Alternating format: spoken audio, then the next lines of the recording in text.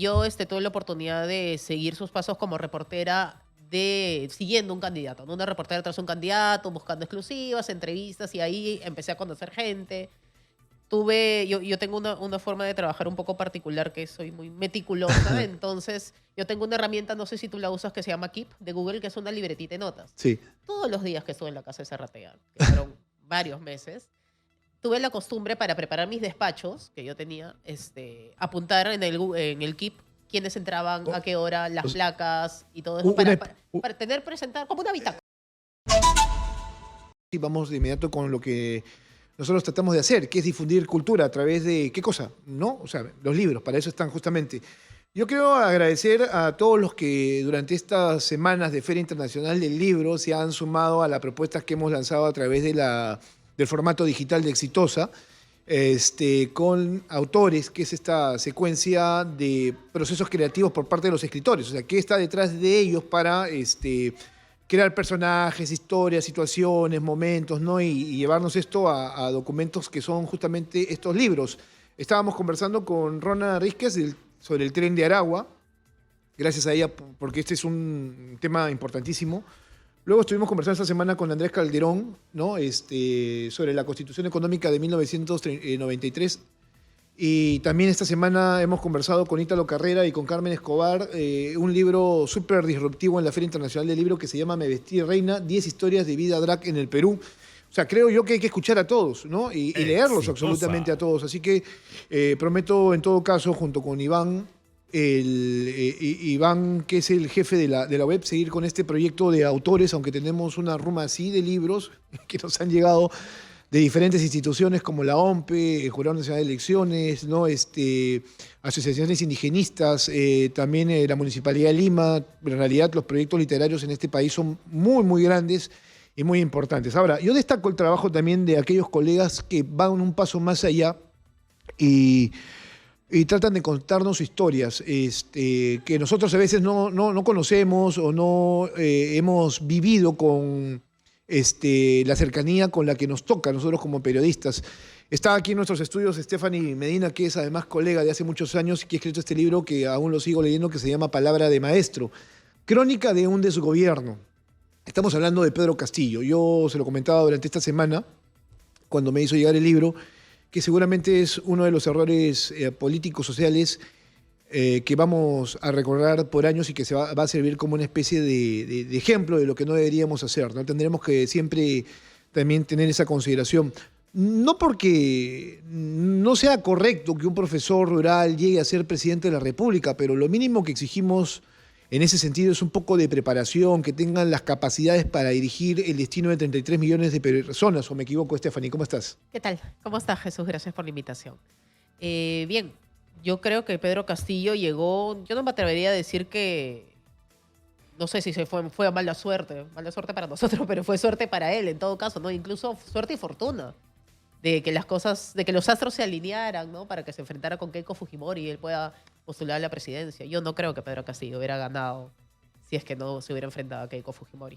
Lo particular de tu historia, de tu libro, es que tú has vivido esta historia como reportera. Tú has seguido a Pedro Castillo primero como candidato y luego como presidente de la República hasta cierto momento, ¿no es cierto? Así es. Sí, yo tuve la oportunidad de seguir sus pasos como reportera siguiendo un candidato, ¿no? Una reportera tras un candidato, buscando exclusivas, entrevistas, y ahí empecé a conocer gente. Yo tengo una forma de trabajar un poco particular, que soy muy meticulosa. Entonces yo tengo una herramienta, no sé si tú la usas, que se llama Keep de Google, que es una libretita de notas. Sí. Todos los días que estuve en la casa de Serratea, que fueron varios meses, tuve la costumbre, para preparar mis despachos que yo tenía, apuntar en el Keep quiénes entraban, a qué hora, las placas y todo eso, para presentar como una bitácora. Claro, como una bitácora, ¿no? Es Claro. una especie de diario periodístico en el que anotas cosas. Yo también he tenido Exacto. para determinadas cosas en mi momento de reportero. Es interesante porque nos hemos encontrado en Sí, esta claro. última campaña, incluso cubriendo en Arequipa el debate, ¿no? El debate. Ah, claro, claro. Sí, Y me en acuerdo. algunas oportunidades también hemos conversado durante el desarrollo de esta contienda electoral tan accidentada que fue la elección de Pedro Castillo. Para que el público lo sepa, cuando hay una cobertura periodística de carácter electoral, lo que se hace aquí es distribuir a un reportero por candidato. Antes era más fácil porque se presentaban 2, 3, ahora teníamos como 8. 18 Y en un 18, momento, en ¿no? la Y no primera podíamos vuelta. cubrirlos a todos. Entonces se dijo, bueno, los 5 primeros en las encuestas, esos son los que tienen prioridad, Claro. ¿no es O a veces cierto? se repartían, ¿no? Un reportero para 4 candidatos. Así es. Cuando eran chiquitos. Ahora, nadie pensaba que Pedro Castillo iba a ser presidente de la República, por ende era el que menos prioridad tenía para un medio de comunicación, es decir, no tenía un periodista asignado. Pero tú, ¿cómo llegas a Pedro Castillo? Bueno, en realidad fue casualidad, porque yo ingreso a cubrir a Pedro Castillo en la segunda vuelta, cuando inicia la segunda vuelta. Quien hizo la cobertura de primera vuelta le hicieron una prueba COVID y tuvo que permanecer en cuarentena. Y, oh casualidad, mi jefe en ese momento me agarró y me dijo, puedes ir hoy día Exitosa. al local de La Brasil, que era en ese momento donde quedaba el local de Perú Libre. Y yo dije, ok, claro. Y ahí conocí a Richard Rojas, que fue jefe de campaña, y empecé a conversar, y al día siguiente había un viaje, que ya iba a empezar una gira Pedro Castillo. Y el compañero que estaba cubriendo estaba de cuarentena, entonces por casualidad de la vida, está echando suerte. Entonces a mí me tocó y bueno, pues empecé a seguirlo. Hice match, entre comillas, con el candidato porque trataba de sacarle más entrevistas. Entonces, como en el canal en el que trabajaba en ese entonces, vieron de que ya había posibilidad de que yo podía conseguir más, me quedé. Y me quedé hasta que fue presidente y todo. Hay algo muy particular respecto a los periodistas y los candidatos, porque a mí me ha pasado que en cierta manera te terminas mimetizando con lo que dice, con lo que hace, ¿no? Y eso también te lleva a cuestionarlo mucho. Yo a lo largo de los años, ese yoísmo a veces es muy, muy complejo para mí superarlo y lo sé Gisela, lo sé Kerry, lo sé absolutamente, a mi esposa también me lo dice, ¿no? Que a veces uno es demasiado yoísta, pero es que también he vivido parte de la historia de este país a través de las coberturas periodísticas que he Parte de hecho. la fortuna, claro. Y fíjate que uno de los candidatos que más seguí fue Alan García. ¿Ya? Entonces, a lo largo de los años, Ollanta Humala, Alejandro Toledo, Pedro Pablo Kuczynski, todos los días cubría a estos candidatos. Y les llegué a agarrar mucho cariño, ¿no? Entonces, pero claro, tenías que seguir su agenda que era muy compleja, pero además sus estrategias, que creo yo, uno las nota. En el caso de Pedro Castillo, ¿él tenía estrategia? Mira, yo tuve la oportunidad de tener un real pánico cuando yo hacía las coberturas de Pedro Castillo, porque el hombre no se ordenaba y no te decía lo que iba a hacer. Y si te decía que lo iba a hacer, no lo hacía. Hacía todo lo contrario. Entonces, literal, y lo cuento en el libro, yo me levantaba a veces dentro de la cobertura 3 de la mañana, así, ¿dónde está? ¿Qué está haciendo? Otro reportero se lo está llevando. O sea, el Exitosa. terror, pavor de que te quiten una exclusiva, que tú debes saber muy bien cómo se siente. A mí me han odiado por eso. Claro, o sea, o cuando tú quitas exclusivas, pues, ¿no? Eso es lo que pasa, lo que tenemos que hacer los periodistas, ¿no? Entonces yo llamaba a mi mesa y le decía de madrugada, anda a la casa Zarratea, de repente se está yendo con otro, o yo iba más temprano. Entonces, toda esa noche, que imagínate, por 4 meses era un estrés tremendo. Y Pedro Castillo tenía unas mecánicas y era muy, engañaba, le ponía el sombrero a otras personas. Y casualmente, mira, paradojas de la vida, Pedro Castillo salían 5 personas, le ponía el sombrero a uno de los sobrinos y se metía a un carro y todo el mundo se confundía y no sabía quién era. Y casualmente Jennifer Paredes, hay una tesis de la policía que cuando ella sale de Palacio para entrarse a Fiscalía, se camufla entre la gente, entre la reunión de campesinos que había en esa zona y se escapa. Eso es en Palacio de Gobierno. Eso lo hace ella en Palacio de Gobierno. Entonces, como que esa estrategia de huidas es familiar, ¿no? Abarca toda la familia. Tú transitas en el libro por diferentes etapas de Pedro Castillo, como sindicalista, como candidato y luego como presidente de la República. Sí. Pero esa es la etapa de sindicalista donde yo rescato el trabajo que has desarrollado porque nos muestras a un Pedro Castillo que en cierta manera llega a ser lo que es en la huelga esta magisterial que él encabeza por quienes estaban alrededor, por quien, por ejemplo, era ministra de Marilu Educación, Martins. Marilu Martins, que fue deficiente en el manejo de esa crisis, Pedro Pablo Kuczynski, pero el propio Congreso de la República, el fujimorismo, el fujimorismo, el aprismo que ahora denostan de Pedro Castillo, fueron ellos justamente, según lo que entiendo de tu Claro. libro, quienes llevaron a que Pedro Castillo sea lo que fuera, ¿no? O sea, llamativo, o sea, una persona que llame la atención de determinado partido político, que en este caso era Perú Libre, ¿no? Claro, si bien yo te comentaba que que tuve la fortuna de cubrir campaña, yo a la hora de tener la idea ya cerrada de escribir el libro no quería que solo se queden las experiencias de una reportera siguiendo un candidato, sino yo quería descubrir o ayudar al lector a que descubramos juntos al humano, ¿no? Cómo se construye una persona, cómo se construye un presidente desde que es un campesino, ¿no? Desde que es un pequeño rondero que estaba con su papá en Tacabamba, ¿no? Entonces, en esa transición, uno de los hitos en la vida de Pedro Castillo es la huelga de maestros. ¿Y cómo se construye él? Porque esta huelga nace en Cusco.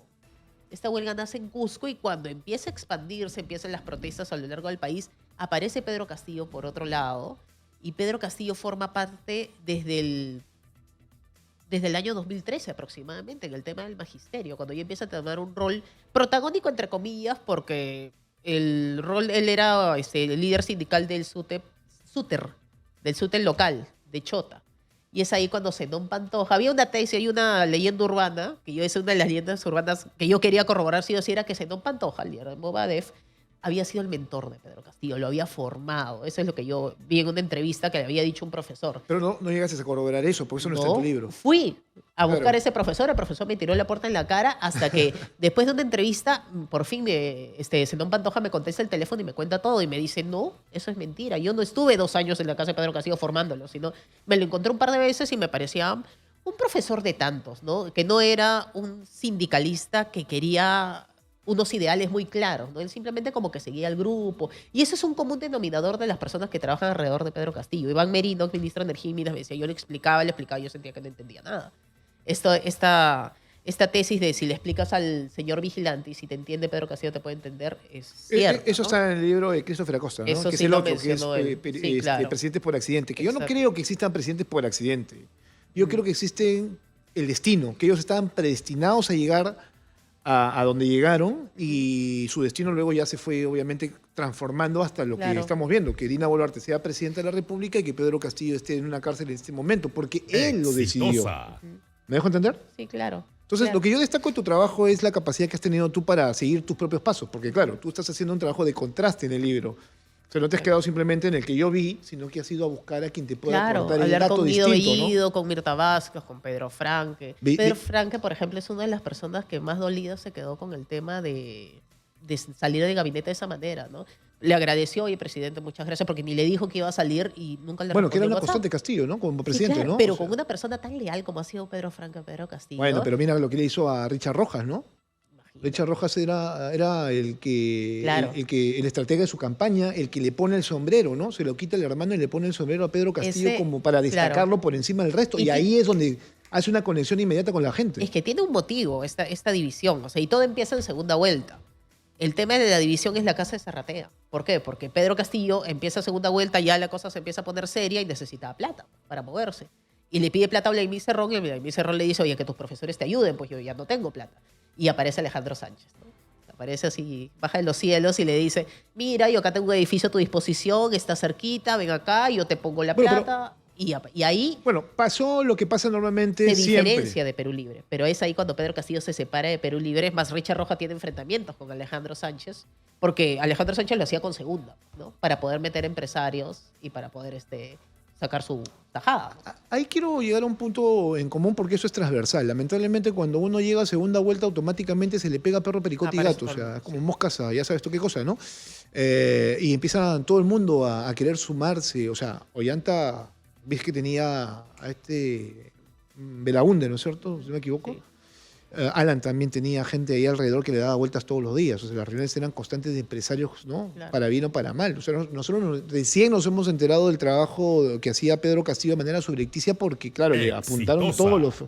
todos los reflectores. Pero en el caso de Alan García, tú no sabías qué hacía por las noches o con quién se reunía, ¿no? Y qué negociaban bajo la mesa. Porque es así, porque finalmente llegan al poder negociando cosas. Claro, claro. Sí, claro. Ahora, hay que tomar en cuenta, en diferencia a otros candidatos, que bueno, a mí me tocó cubrir Pedro Castillo y por eso estoy hablando de él en este libro, es el tipo de educación que recibe Pedro Castillo. Y es la educación en un lugar que tenía en un momento más de 70% de índice de anemia en niños, muy bajo nivel de educación, una enseñanza polidocente, que es un profesor que te enseña religión y después te enseña a saltar soga y luego te enseña la naturaleza y después te enseña la Biblia y luego los mandamientos y luego te enseña a restar. Entonces, esa calidad de enseñanza que es mínima, que es la que tenemos hoy en el Perú, en las zonas rurales, le pasó a Pedro Castillo y le pasó a muchas personas ahí. Entonces, el nivel de educación que ha tenido esta persona que ha querido ser presidente y más la falta de liderazgo que tuvo terminó en la crisis que tenemos tal, ¿no? Pero hay que también ser consciente de que es la realidad de muchas personas que viven hoy por hoy, ¿no? Pedro Castillo en su momento, muy admirador el de Evo Morales, yo creo que él fue el tipo de presidente que quiso ser fue ser Evo. solo que se le salió de las manos porque dejó que pasen las cosas, dejó que la familia Claro, se le trepe pero hay encima. una gran diferencia entre Pedro Castillo y Evo, ¿ah? Por el Porque Evo liderazgo. desde pequeño tenía claro exactamente Claro. qué quería cambiar para su Exacto. país. Era un líder cocadero y ahí es donde se fue desarrollando. Los Además, él intereses fue le el ganaron creador a de Pedro todo un Castillo. movimiento político. Pedro Castillo no tenía ningún tipo de movimiento político. Lo único a lo que aspiraba él, entiendo El yo, y según, magisterio, era ¿no? El, inscribir a ajá, su a su... grupo de al- maestros, ¿no es sí, cierto? Que es lo claro. primero que hace cuando llega al Con poder, Iber Maraví. con Iber Maraví, que Claro, también lo cuentas. claro, claro. Ese es uno de los... Es más, hay una parte muy importante en el libro que él, un día o 2 días antes de asumir la presidencia, él dice, la presidencia es sindical, la presidencia es temporal. No, lo político es Exitosa. temporal, pero lo sindical es eterno. Entonces eso lo define como es. No sé cuánto en ese momento le habría importado ser presidente a Pedro Castillo, pero él lo que quería es y eso es lo que él siempre quiso desde la huelga de maestros. Porque su interés no era, Claro. no era que le suban el suelo a los maestros, su interés era que posicionen el tema de su grupo de profesores. Para tener cierto control, ¿no? Y cierto La manejo también. la derrama es la madre del cordero. Toda la plata que se maneja en la derrama es lo que él quería. Siempre. Bueno, desde y siempre. batallaron para eso justamente, ¿no? Claro. La derrama supo obviamente defenderse, ¿no? Bueno, ya son otros tiempos en realidad. Ya estamos en el tiempo de Dina Boluarte, y seguramente sobre ella se va a escribir también en algún momento en cuanto a toma de Pero decisiones, ¿no es cierto? tener que hacerlo. Ojalá. Bueno, tú ya estás abocado a Falta otras tiempo, cosas, falta pero tiempo. esto es lo que nos va dejando poco a poco una campaña presidencial y un texto como este creo que es importante también conocerlo. Por quién es y por lo que no tendría que volverse a repetir. En realidad tendríamos que tener mejores candidatos, ¿no? Mejores opciones. ¿Pudo haberlo hecho mejor? Si es que se dejaba ayudar, ¿no? Mucha gente quiso ayudarlo, Jesús, muchísima gente. Hay gente que compartía sus ideales de izquierda y lo quiso ayudar, pero él, o sea, entraban ministros a conversar con él y salían y entraba Bruno Pacheco, Auner Vázquez, todo. ¿Y qué le habrán dicho adentro? Eh, tú Y le tú cambió. narras aquí que era una persona muy desconfiada, ¿no? Siempre ha sido desconfiado, siempre. Era altamente desconfiado. Yo creo que uno de los ítems políticos donde él se da un golpe contra la realidad es con una reunión de Hernando de Soto. Porque al interior Hernando de Soto le dice, sí, que yo te voy a ayudar, te voy a presentar a todos los presidentes del mundo, que yo soy un hombre súper contactado. Eso es lo que dicen las personas que estuvieron en esa reunión. Y sale y tuitea, no, yo no tengo ningún compromiso con Pedro Castillo, ¿no? Entonces, ahí se da de cara contra cómo funciona la política en algunas oportunidades.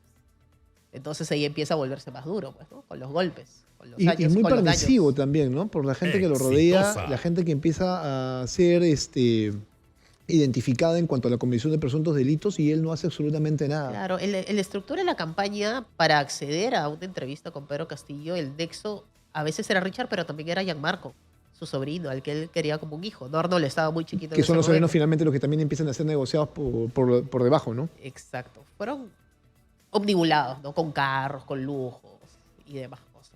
Bueno, ahí este libro, se llama Palabra de Maestro, Crónica de un desgobierno. Todavía seguimos en un desgobierno, no tanto como lo que fue Pedro Castillo, pero obviamente este es un documento importante como para poder siempre consultar aquello que fue parte de nuestra historia. Porque esto ya es parte de nuestra historia. Y para no volver a repetirlo. Somos el Perú. En el Perú pasa de todo. Constantemente estamos en esto de repetir nuestros Pedro principales Castillo quiere errores, volver ¿no? a ser presidente. Él sigue diciendo que es presidente, imagínate. Todo puede pasar en el Perú. Bueno, tú presentas el libro hoy día. Hoy día lo presentamos a las 2 de la tarde en la Feria Internacional del Libro, en el Auditorio César Vallejo, con Mávila Huertas y con Jorge Det, que casualmente con Jorge Det fue con quien yo competí en campaña, entonces va a ser bastante entretenida esa Y conversación. Mávila... Y Mávila era la conductora de Corto Poder en ese momento, ¿no? Ah, claro. Entonces ahí yo conversaba con ella y hacíamos el tema de la cobertura. Cuando me corretearon a banderazos, a pedradas, ella era una de las Habría también que conductoras. escribir un libro sobre el rol de los medios de comunicación respecto a esta campaña, ¿no? Habría que hacer un libro y un mea culpa también. Yo creo Porque- que sí. Bueno, no sé si No me consigue- atrevería a decir un libro, pero yo sí creo que hay un halo de creencia de que creen que los periodistas y los reporteros estamos digitados, ¿no? Que nos dicen qué decir, que cómo nos pagan. Eso es No, claro, en completamente el caso de los mentira. reporteros no, pero en el Y caso de las conductores. líneas sí. O sea, ahí sí quiero Mira, entrar claro. en una... Se me fue el tiempo lamentablemente, pero sí hay que hacer una Yo discusión y creo que una se puede- reflexión. tú puedes trabajar. Sobre el tema Tú tienes que respetar de lo tus que hace mucho tiempo no respeta el periodismo, que es la ética, la deontología, la búsqueda de la verdad. Exitosa. La premisa de un reportero es buscar la verdad. Sí. Ese tiene que ser su bandera siempre. Medio para el medio que él trabaje. Y si pierdes eso, pierdes todo. Yo decía algo en campaña y luego a Castillo como presidente, que la culpa de esto no solamente es el elector, sino también los medios de comunicación. De ese gobierno fuimos también nosotros responsables. Hay que decirlo claramente, aunque cueste. Yo me atrevería a decir que es parte de todo. Es parte de todo. O sea, Entonces, parte del candidato que le tocó, con quién se enfrentó, los medios, la actitud que tomaron. Pero Entonces reconoce que tenemos un problema es un problema a nivel total, de todo, como sociedad, como sistema. como sistema. El sistema está corrupto en todos lados. Y un gusto tenerte el día de hoy. Y Muchas gracias ya por conseguir en acompañarme. otro aspecto, en realidad, como colegas. Y a ver cuando nos encontramos en algún momento, seguramente, en otro episodio de la vida Por política del país. supuesto, porque ya te quiero volver a ver hacer calle, verde. Se extraña. Sí, bueno, uno nunca deja de ser reportero, Uno ¿ah? Exacto. Uno nunca deja de ser Uno no deja reportero. no es una capa que te Solo que saques, ahora ya tengo otras responsabilidades, esposa, hija, cuentas, y ya cuesta un poco más. Uno no se pero igual aventura en tanto. campaña, alguna cobertura especial que ver con el micro, eso es otra cosa. Aunque Tiene nos su hemos mística, encontrado en tiene alguna su oportunidad. mística. Oye, muchas gracias. Gracias a ti, Y suerte Jesús. con la presentación del día de hoy. Muchas gracias, Repite están todos sala, invitados. ¿qué sala es? En la sala César Vallejo hoy a las 2 de la tarde. Oh, es una sala grande, ¿ah? Sí, a la hora del almuerzo, por favor, vayan. Sí, claro que sí. Bueno, disfruten hasta el día de mañana la Feria Internacional del Libro y que compren este libro que está muy bueno en realidad. Creo que es el mejor que se ha hecho sobre Castillo hasta este momento Muchas y de gracias. los que se han presentado hasta este momento, que uno es muy tedioso, que creo que le han contado la historia, y el otro me parece que es algo que ya lo vengo leyendo todos los días en los diarios. Pero es mi percepción también. Gracias, Stephanie. Gracias a ti.